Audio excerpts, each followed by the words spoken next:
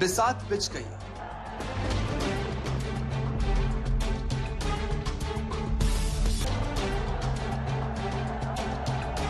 मोहरे तैयार हैं।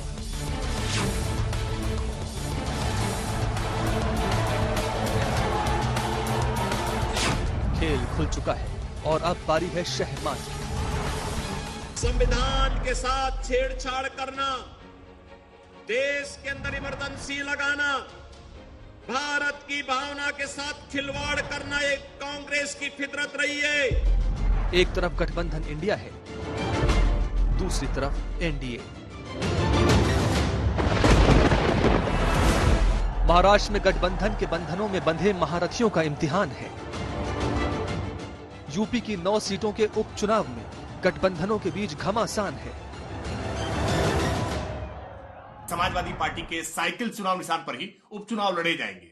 अब कांग्रेस के हाथ खाली हो गए और ये हाथ का पंजा अब हाथ पलता रहेगा। सब लोग मजबूती के साथ खड़े हैं कि 2027 हमारा है और पूरी ताकत के साथ हम इंडिया गठबंधन के साथ खड़े हैं। उत्तर प्रदेश के 9 विधानसभा में होने वाले उपचुनाव को जीतेंगे। समाजवादी पार्टी और कांग्रेस का गठबंधन टूट चुका है। जो 9 प्रत्याशी खड़े हैं इंडिया गठबंधन के, उनको भरपूर सहयोग देंगे।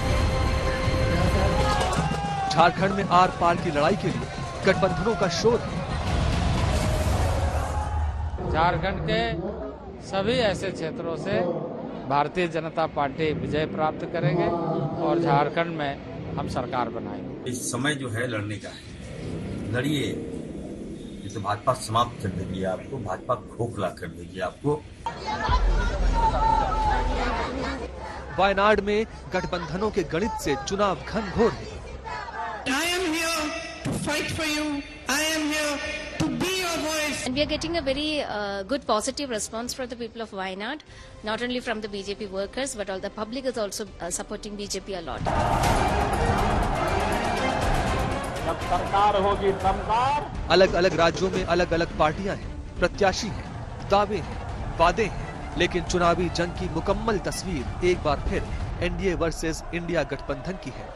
चुनाव महाराष्ट्र का हो, यूपी उपचुनाव हो या झारखंड के नतीजे, एनडीए और गठबंधन इंडिया की ताकत के तौर पर ही तोले जाएंगे। लेकिन क्षेत्रीय राजनीति का भी सवाल है, लिहाजा गठबंधनों के अंदर भी तकरार है, सीटों को लेकर लड़ाई भी है। पहले बांट लिए हैं, बाद में हमको देंगे सीट, ऐसा ये कोई तरीका ही नहीं है। बात करना चाहिए कायदे से पहले। नहीं करेंगे तो मैं 25 सीटें लड़ाऊंगा। मैं कोई इनको किसी को डरा नहीं रहा हूँ, किसी को होल नहीं दे रहा हूँ। मैं एक राजनीतिक पार्टी हूँ और मैं इस देश की तीसरी पार्टी हूँ, तीसरे नंबर की पार्टी हूँ। मुझे पूरी की पूरी लड़ाने का हक है। मुझे जो है भरोसा नहीं है। ये लोग कई बार धोखा मुझे दे चुके हैं। प्रत्याशियों को लेकर आपस में चढ़ाई भी है।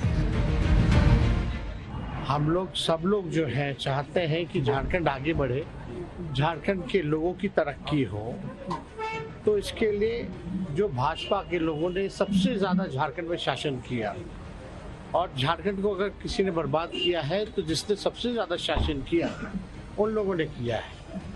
और जिस प्रकार से संविधान और आरक्षण विरोधी लोग, जिन लोगों ने ओबीसी आरक्षण को भी लागू नहीं होने दिया झारखंड में, उसको जो है झारखंड की जनता जो है आने वाले समय में सबक सिखाने का काम करेगी। समझौते और समझाइश है। जीत के लिए जितना भी हो सकता है हम खुले मन से भारतीय जनता पार्टी का समर्थन करते हैं। दिवाली से पहले ही बयानों के बम फूट रहे हैं, वादों की फुलझड़ियां लेकर उम्मीदवार जनता के बीच निकल पड़े हैं। कहीं पटाखों की लड़ियां बिखर रही हैं, कहीं सीट बंटवारे के द्वंद्व ने चक्री की तरह पार्टियों को घुमा दिया है। लेकिन कोशिश यही है कि मतदान तक जब चुनाव आए तब यही संदेश जाए कि एक लड़ाई अलग अलग पार्टियों की नहीं बल्कि 2 गठबंधनों की है।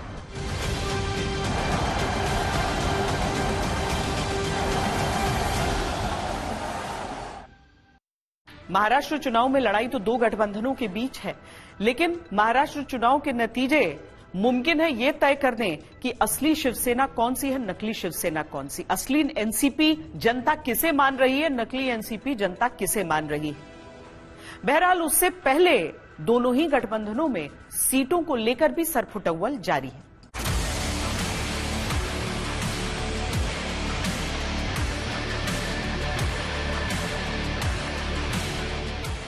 सबका साथ सबका विकास, ये नारे की अगर किसकी जरूरत है तो महाविकास आघाड़ी को। सबका साथ सबका विकास बीजेपी का नारा है, लेकिन जरूरत महाविकास आघाड़ी की बताई जा रही है।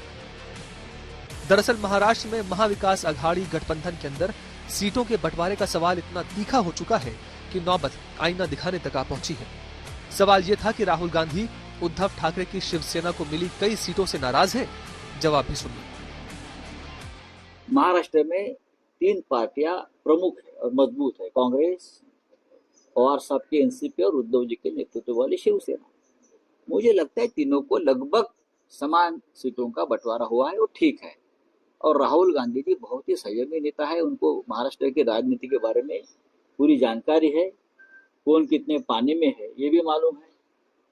हरियाणा में तो पूरी सीटें कांग्रेस ने लड़ी थी, हरियाणा में पूरी सीटें कांग्रेस ने लड़ी थी ना, सरकार नहीं आ पाई, तो सबको साथ लेकर चलना। कहा जा रहा है कि राहुल गांधी मुंबई और विदर्भ में शिवसेना उद्धव ठाकरे को दी गई कई सीटों से नाराज है। उनका मानना है कि कांग्रेस के प्रभाव वाली सीटें उद्धव की पार्टी को दे दी गई। सीटों के बंटवारे को लेकर महाविकास आघाड़ी के अंदर एक महाभारत समाजवादी पार्टी ने भी छेड़ रखी है। दावा 5 सीटों का है, न मिलने की सूरत में 25 पर लड़ने का दम है। मेरी 25 सीटों की कोई डिमांड नहीं है, मैं 5 तो मेरी पक्की है, 1-2 सीटें और मांगूंगा मैं। आपकी सीटिंग है मानखुर्द की, भिवंडी ईस्ट है, आप अणुशक्ति नगर मांग रहे हैं, मालेगांव धुले। नहीं, मैं अणुशक्ति नगर बिल्कुल नहीं मांग रहा हूँ, ये सीट पवार साहब की है। अगर वो देना चाहें मुझे तो मैं उनका थैंक यू बोलूंगा, नहीं देना चाहेंगे तो मुझे कोई एतराज नहीं है। मैं वही सीटें मांग रहा हूँ जो महायुति में जितने भी हमारे एलाइज हैं उनकी सीटें, नई सीटिंग है, वही सीटें मांग रहा हूँ। और मैं गारंटी से कह रहा हूँ कि अगर मेरी 5 सीटें जो मैंने पक्की किया है वो अगर समाजवादी को मिलेगी तो महाविकास आघाड़ी के 5 एमएलए बढ़ेंगे, और उसमें अगर आपने थोड़ा खुर्द-बुर्द किया ना तो 5 आपके एमएलए और कम होने वाले हैं। प्रेस कॉन्फ्रेंस करके महाविकास आघाड़ी ने कुछ दिन पहले ये घोषणा की थी कि सीट बंटवारे पर बात बन गई है। कांग्रेस यूबीटी और एनसीपीएस 85 सीटों पर लड़ेंगे, बाकी 33 सीट पर धीरे धीरे बात बन जाएगी। लेकिन जिस तरह अभी भी मुलाकातें और बातें चल रही हैं, उससे लगता नहीं कि बात बन रही है। महाविकास आघाड़ी मजबूत है, एक है, और मेरे ख्याल से मुझे जो सामने सुबह बताया वो 4-5 सीट के ऊपर थोड़ा सा चालू है, पर बोले सब हो गया जितेंद्र। पण जे सीट शेअरिंगचं मेरिट ज्या ठिकाणी होतं त्या ठिकाणी जे उमेदवार होते त्या उमेदवाराचं सिलेक्शन त्या ठिकाणी करण्यात आलेलं आहे। महायुति में अगर देखा जाए तो लगभग 276 सीटों पर चर्चा हो चुकी है, लेकिन 12 सीटें अब भी ऐसी बची हैं जिन पर पेच फंसा है। उनमें भी 7 सीटें ऐसी हैं जहां लगातार सहमति बनाने की कोशिशें जारी है। बीजेपी और शिवसेना के बीच पालघर, बोईसर, नाला सोपारा, बसई सीट पर एक राय बनाने के लिए बातचीत जारी है। इसी तरह बीजेपी और एनसीपी के बीच बड़गांव शेरी, अष्टी और तास गांव की सीट पर तालमेल होना अभी बाकी है। महायुति में कई सीटों पर बात न बनते देख दिल्ली में गृह मंत्री अमित शाह ने मीटिंग ली, जिसके बाद कई सीटों पर स्थिति क्लियर हो सकी, लेकिन अभी भी कुछ सीटों पर बात नहीं बनी है। केरल के वायनाड लोकसभा सीट पर भी उपचुनाव होने हैं, क्योंकि राहुल गांधी ने अमेठी को चुना और वायनाड को छोड़ा। अब वायनाड से बहन प्रियंका वाड्रा चुनाव लड़ रही हैं। यहां पर पार्टियों का समीकरण भी बड़ा दिलचस्प हो जाता है।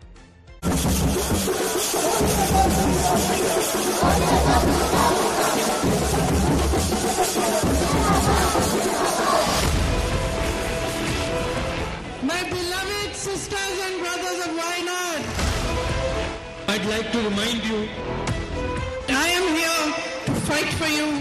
I am here to stand by you through thick and thin. I am here to be your voice, to fight your battles, and I will not let you down.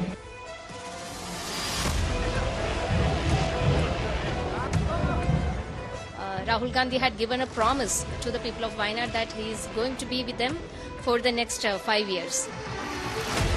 But now, soon after he had won the seat in Raebareli, he left Wayanad.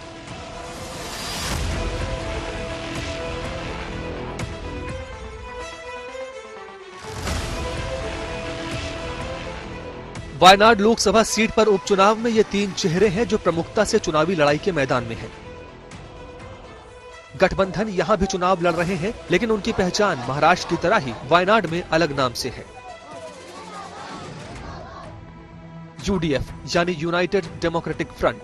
इस गठबंधन की तरफ से प्रियंका गांधी वाड्रा चुनाव लड़ रही हैं। इस गठबंधन में कांग्रेस, इंडियन यूनियन मुस्लिम लीग, केरल कांग्रेस और रेवोल्यूशनरी सोशलिस्ट पार्टी है। एलडीएफ यानी लेफ्ट डेमोक्रेटिक फ्रंट। इस गठबंधन के प्रत्याशी सत्यन मोकेरी हैं। इसमें भारतीय कम्युनिस्ट पार्टी, भारतीय कम्युनिस्ट पार्टी मार्क्सवादी और अन्य छोटे क्षेत्रीय दल हैं। एनडीए की प्रत्याशी नव्या हरिदास है। मुख्य रूप से यहाँ बीजेपी है और साथ में भारत धर्म जनसेना है। प्रियंका गांधी जब यहाँ वोट मांगने आई तो उन्होंने अपने राजनीतिक अनुभव का हवाला किया। It has been 35 years since I have been campaigning for different elections. This is the first time that I am campaigning for your support for myself. Rahul Gandhi जब अपनी बहन के लिए प्रचार में उतरे तो वायनाड से पार्टी और परिवार का रिश्ता मजबूत करने की कोशिश की। I'd like to remind you, in case you forget, that Wayanad is the only constituency in the country that has 2 members of parliament. One is the official member of parliament and the other is the unofficial member of parliament. And they will both work together to protect the interests of the people of Wayanad. Wayanad से राहुल गांधी 2 बार जीत चुके हैं। इसके अलावा भी ये seat Congress का गढ़ रही है। 2008 में परिसीमन के बाद ये सीट अस्तित्व में आई। 2009 से यहाँ कांग्रेस का प्रत्याशी ही चुनाव जीत रहा है। कांग्रेस का यहाँ मुख्य मुकाबला लेफ्ट पार्टी से रहता है। प्रियंका गांधी वाड्रा ने वायनाड की जनता को चिट्ठी लिखकर एक भावुक अपील की है। ये पत्र यूडीएफ गठबंधन घर घर पहुंचाएगा। बीजेपी का वोट शेयर केरल में धीरे धीरे बढ़ रहा है और लोकसभा चुनाव में तो पहली बार बीजेपी का खाता भी खुला था, लिहाजा वो यहाँ कमजोर नहीं दिखना चाहती। बीजेपी ने सॉफ्टवेयर इंजीनियर नव्या हरिदास को टिकट दिया। नव्या भी पूरी जी जान से मैदान में उतरी हुई है। And we are getting a very good positive response from the people of Wayanad, not only from the BJP workers, but all the public is also supporting BJP a lot. I think for Congress it's going to be a tough election this time because they have lost the faith in people of Wayanad. Rahul Gandhi had given a promise to the people of Wayanad that he is going to be with them for the next 5 years. Now, soon after he had won the seat in Raebareli, he left Wayanad. चुनावी मुकाबले में LDF प्रत्याशी सत्यन मोकेरी भी कड़ी टक्कर देने में सक्षम है क्योंकि उनकी लोकप्रियता पूरे केरल में है। സ്ഥാനാർത്ഥി എന്ന നിലയ്ക്ക് വയനാട്ടിലെ ജനങ്ങൾക്ക് എന്നെ അറിയാവുന്നതാണ്. ഞാൻ 3 തവണ എംഎൽഎ ആയിട്ടുള്ള അതിന്റെ തൊട്ട് താഴത്തുള്ള 4 നിയോജക മണ്ഡലത്തിലാണ്. ആ ജനങ്ങൾക്ക് സ്ഥാനാർത്ഥി എന്ന നിലയ്ക്ക് എന്നെക്കുറിച്ച് അറിയാവുന്നതാണ്. എനിക്ക് വയനാട് പാർലമെന്റ് നിയോജക മണ്ഡലത്തിലെ ജനങ്ങളുടെ രാഷ്ട്രീയത്തെക്കുറിച്ച്, അവരുടെ ജീവിതത്തെക്കുറിച്ച്, അവരുടെ ദുരിതങ്ങളെക്കുറിച്ച് നല്ല അറിവുള്ളതാണ്. അതുകൊണ്ട് അവരുടെ പ്രശ്നങ്ങൾ പരിഹരിക്കുന്നതിന് വേണ്ടി അവരിൽ ഒരാളായി അവരോടൊപ്പം തീർച്ചയായിട്ടും। वायनाड में असली इंडिया अलायंस है कौन? प्रियंका वाड्रा जी भी चुनाव लड़ रही है, वहां पर मोकेरी जी भी लेफ्ट से चुनाव लड़ रहे हैं। ये कैसा गठबंधन है कि दिल्ली में दोस्ती है, केरल में कुश्ती है। अब जनता पूछ रही है कि असली इंडिया अलायंस इनमें से कौन है? प्रियंका अगर जीतती है तो कांग्रेस परिवार के 3 सांसद होंगे, मां राज्यसभा में और राहुल के साथ प्रियंका लोकसभा में। वैसे अगर देखा जाए तो वायनाड का नतीजा न सिर्फ लोकसभा में वायनाड का प्रतिनिधि तय करेगा बल्कि 2026 के विधानसभा चुनावों के लिए भी महत्वपूर्ण साबित होगा। पूरे देश की निगाहें इस चुनाव पर भी लगी रहेंगी, ये तय है।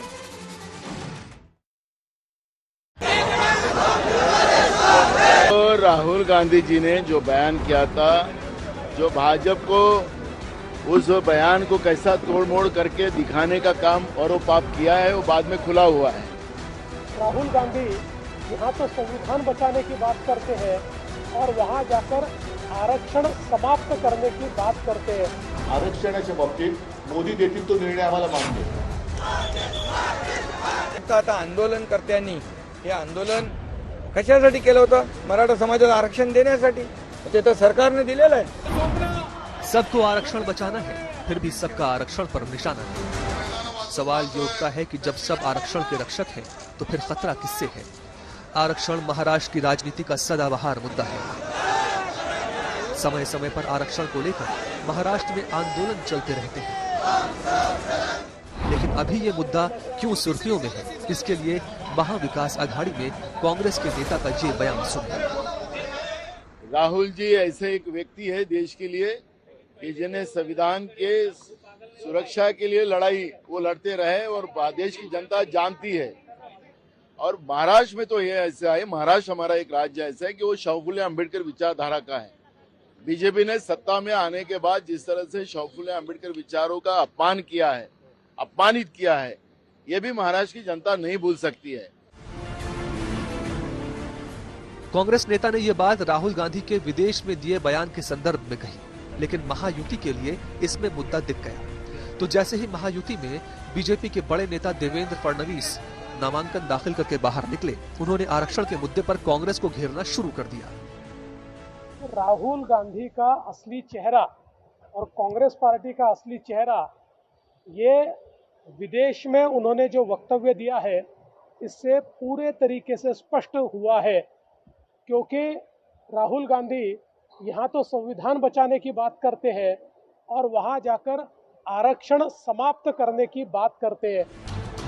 चुनावी माहौल में मुद्दा गर्म है तो महाविकास आघाड़ी और महायुति के साथियों के बीच इस पर बहस छिड़ गई है। आरक्षण तुम्हाला जर का ओबीसीच्या मर्यादा वाढवायच्या आहेत, मराठा किंवा धनगरांना आरक्षण देताना आदिवासींना दुखवायचं नसेल, मराठ्यांना आरक्षण देताना ओबीसींना दुखवायचं नसेल, पहिले दुखवायचं आहे की नाही हे मोदींनी सांगायला पाहिजे, सत्ताधारी पक्षाने सांगायला पाहिजे। आणि आरक्षण वाढवण्यासाठी लोकसभेत जर तुम्ही काही प्रयत्न करू इच्छित असाल तर सर्वमान्य तोडगा तिकडे निघत असेल तर आज मी त्या तोडग्याला पाठिंबा द्यायला तयार आहे। याच मराठा समाजाला जेव्हा देवेंद्रजी मुख्यमंत्री होते तेव्हा पहिल्यांदा इतक्या वर्षातून पहिल्यांदा आरक्षण देण्याचा निर्णय झाला। आरक्षण के मुद्दे पर ही मराठा आरक्षण आंदोलन के नेता मनोज जारांगे पाटिल भी नामांकन के अंतिम दिन चुनावी माहौल में हलचल मचाने की तैयारी कर चुके हैं। समाज में मुद्दे और भी हैं और इनमें कई तो ऐसे हैं जिनमें गंभीरतम आरोप लग रहे हैं। मैं इस बात को जानता हूं कि इलेक्शन है और इसीलिए मैं इसको उठा रहा हूं। 88-91 में महाराष्ट्र के जो मुख्यमंत्री है सम्माननीय शरद पवार जी थे, उनकी मीटिंग किसके साथ हुई इसका खुलासा उन्होंने करना चाहिए। दुबई में जो है उनकी दाऊद इब्राहिम के साथ में एयरपोर्ट पे ही मुलाकात हुई, सोने से माला उनको पहनाई गई वहां पर। महाराष्ट्र चुनाव में एक मुद्दा यूपी के मुख्यमंत्री योगी आदित्यनाथ के बयान का भी है। राष्ट्र से बढ़कर के कुछ नहीं हो सकता, कुछ नहीं हो सकता। और राष्ट्र तब सशक्त होगा जब हम एक रहेंगे, नेक रहेंगे, तभी नेक रहेंगे। बटेंगे तो कटेंगे।